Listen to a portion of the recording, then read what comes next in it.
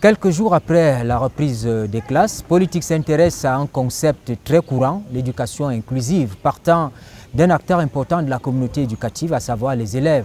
Les élèves surtout vivant avec un handicap, les élèves sourds-muets, les élèves qui ne peuvent pas aller à l'école comme tout le monde. Nous en parlons parce que justement le 23 septembre prochain, l'Assemblée nationale, l'Assemblée générale des Nations Unies a décidé de faire de cette journée-là la journée internationale de la langue des signes. Et c'est une langue qui est utilisée par ces jeunes dans le processus d'apprentissage dans les centres de formation. Nous en parlons avec un spécialiste, Philippe Bogen. Merci d'être avec nous. Vous avez fait toute votre vie dans la promotion de cette langue. Alors, la langue des signes, c'est une simple langue, c'est une science. Qu'est-ce que c'est en réalité? Bien, merci déjà, monsieur le journaliste, de me passer la parole. Et merci pour l'intérêt que vous marquez pour cette langue, qui est tout à fait d'abord une langue et qui est également une science, parce que c'est une science qui est déjà enseignée au niveau universitaire. En tant que langue, le Cameroun a plus de 248 unités langues, selon la description de Greenberg.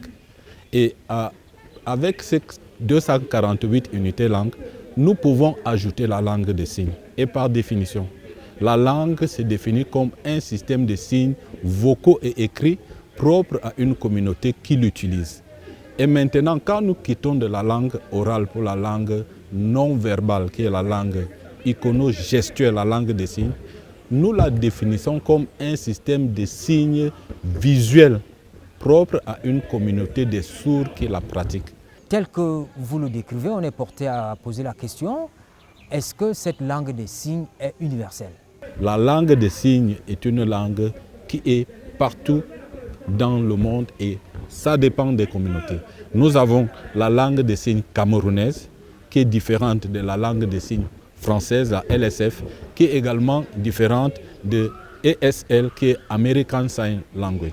L'éducation inclusive voudrait qu'au Cameroun, nous disposions des centres de formation, des écoles, qu'on puisse donner des rudiments à tous ces enfants, comme tout le monde, dans tous les centres. Est-ce que cela est fait? Ou est-ce qu'un enfant malvoyant, par exemple, un enfant sourd, peut être éduqué au Cameroun? Est-ce que ces centres existent? Tout à fait. Vous avez évoqué un concept qui est riche et très important. C'est le concept de l'éducation inclusive. Selon l'éducation pour tous, le concept d'éducation pour tous, mis sur pied par les Nations Unies depuis 1990, il a été dit que tout enfant devrait passer par l'éducation inclusive, surtout pour des pays à revenus intermédiaires comme le Cameroun. Et l'éducation inclusive, c'est un type d'éducation du quartier, c'est-à-dire même dans votre village, parce que partout on rencontre des déficients visuels et des déficients auditifs. Donc partout dans tout le Cameroun, l'éducation inclusive voudrait que dans un même groupe classe composite, c'est-à-dire vous retrouvez un sourd, vous retrouvez un déficient visuel et des apprenants dits ordinaires. Un seul enseignant doit pouvoir dispenser son cours d'anglais, de mathématiques, de philosophie dans la même classe au bénéfice de tous les apprenants, quel que soit le handicap ou quel que soit le caractère de ceux qui sont dits enfants normaux. L'enseignant doit pouvoir enseigner, doit pouvoir faire son travail, mais ce n'est pas le cas pour le moment. Pour l'instant, pas encore, parce qu'il y a manque d'enseignants déjà formés. C'est la raison pour laquelle nous mettons le paquet pour procéder à la formation des formateurs. Donc le Cameroun, qui est un État, et le gouvernement camerounais, a compris qu'il y a une grande nécessité à prendre en compte ceux qui sont des couches défavorisées. Et il a déjà mis sur pied 78 écoles inclusives, mais qui ne fonctionnent pas exactement à cause du manque des enseignants formés. Parce que pour dire un enseignant en situation inclusive, il a 2 bréviaires. Le premier, pour la langue des signes, c'est l'alphabet dactylologique. Il doit l'avoir. Et dactylologie vient du latin dactylis, qui veut dire les doigts, l'ergonomie des doigts. Et cet alphabet a été mis sur pied par Abbé Charles-Michel de l'Épée, qui a été le premier missionnaire français qui a mis sur pied la langue des signes. Et il a dit, pour passer de l'oralité à la gestualité, on va dire que ça c'est A, B, C, D, E, F, G, H, I, J, K, L, M, N. Jusqu'à la fin, ça c'est l'alphabet dactylologique. Et maintenant, le deuxième outil pédagogique, c'est la tablette Braille. Dans le langage qui est celui des Nations Unies, on distingue les concepts d'éducation inclusive, l'éducation intégrée et l'éducation spécialisée. Mais le Cameroun, semble-t-il, a opté pour l'éducation spécialisée parce que nous avons un centre spécialisé déjà tout à côté. Ces trois concepts sont des concepts connexes, c'est-à-dire qui se suivent. Au départ, les gouvernants et les gouvernements ont choisi l'éducation spécialisée. Mais ils se sont rendus compte que c'est une éducation tout à fait onéreuse pour les États. C'est tout à fait coûteux, l'éducation spécialisée. Et l'éducation intégrée également coûte cher pour l'État. Parce qu'on n'a pas encore, comme je vous ai dit, les syllabus. Il y a très peu d'enseignants. Vous voyez, à l'école normale, par exemple, où on devait créer toute une unité, c'est-à-dire on devait le parcours de première année, en troisième année licence jusqu'en doctorat, on devait avoir une série langue des signes à l'école normale pour pouvoir pallier ce manque-là. Malheureusement, il n'y a que quelques bribes qui commencent, comme en faculté des sciences de l'éducation de l'université de Yaoundé 1, au département de l'éducation spécialisée. Malheureusement, on n'a pas encore la possibilité de former autant d'enseignants. C'est ça la difficulté. C'est la raison pour laquelle nous faisons recours à l'éducation inclusive. Il est donc clair que nous n'avons pas suffisamment d'enseignants pour encadrer les déficients auditifs ou visuels. Il est clair que nos centres de formation ne sont pas suffisamment équipés parce que tout à l'heure vous avez évoqué un minimum d'outils qu'il faut avoir, outils pédagogiques bien entendu. Et des laboratoires. Voilà, des laboratoires qu'on n'a pas. Spécialisés. Maintenant, nous sommes tout au début d'une année scolaire. Nos parents vivent avec ces enfants malvoyants, sourds. Comment est-ce qu'un parent doit préparer la rentrée d'un enfant qui est sourd ou qui est muet? Je vais vous surprendre. Dans les temps anciens, dès qu'un enfant naissait sourd, on disait que ça c'était un enfant de la sorcellerie. Comme on dit, c'est un enfant gâté au village. Non. Avec l'avènement des nouvelles méthodes, parce que nous avons été dernièrement en séminaire avec l'UNESCO. L'UNESCO qui est la représentation, l'œil séculaire des Nations Unies ici. Nous avons prôné pour le changement de paradigme. Changement de paradigme voudrait que tout parent doit pouvoir inscrire son enfant à l'école de son quartier.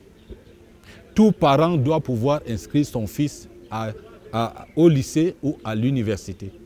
Parce qu'actuellement, sans publicité, j'ai mon petit centre de formation où il y a 2 sourds qui sont en train de se préparer pour la médecine. Parce que bientôt, le Cameroun et peut-être l'Afrique centrale va pouvoir avoir leur premier médecin sourd, je précise. Premier médecin sourd. Je souhaite que les parents comprennent que la surdité n'est pas une infirmité implacable. C'est-à-dire que quand votre enfant est sourd, vous le laissez à la maison, ou bien vous lui dites il faut qu'il aille faire la quincaillerie, il faut porter les sacs de... Non, amenez-le à l'école comme tout enfant. Quand il finit l'école primaire, vous l'amenez au lycée. Et quand vous l'amenez au lycée, il va à l'université. Il y a des apprenants, j'ai vu en passant en tant qu'enseignant à l'IRIC, il y a une dame qui a fait la discipline contentieuse. Elle est diplomate. Vous voyez, elle est diplomate au MINREX. Donc, en fait, ce que je veux dire, quand vous perdez un sens, il y a le développement de sens compensatoire. L'Assemblée générale des Nations Unies a décidé de faire la journée du 23 septembre, la journée internationale de la langue des signes.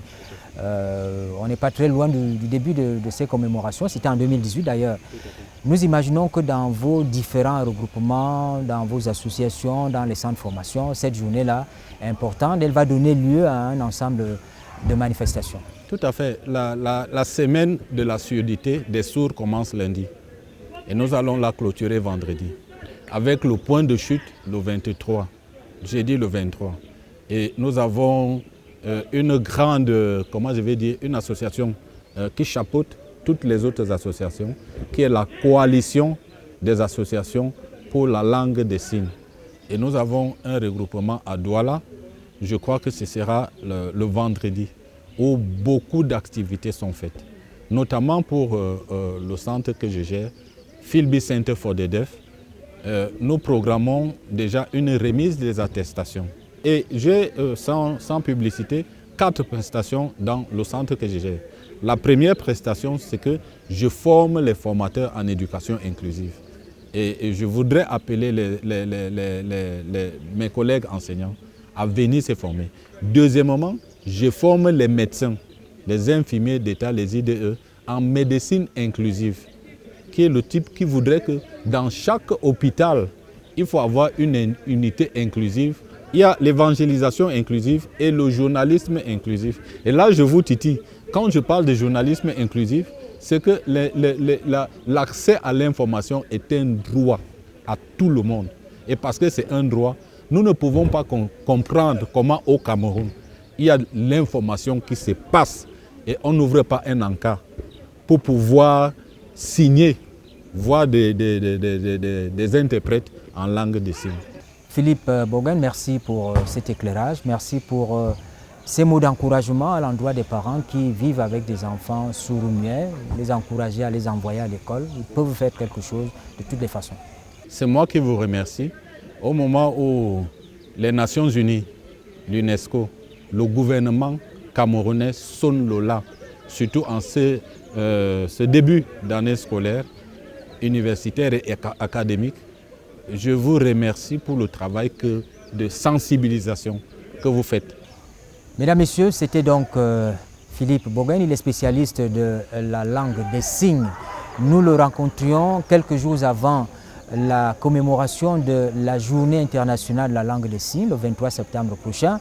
Nous avons profité du démarrage de l'année scolaire pour voir un tout petit peu comment on peut aider ces enfants dans le cadre du concept qu'on appelle éducation inclusive à préparer la rentrée, à s'intégrer dans le processus en cours.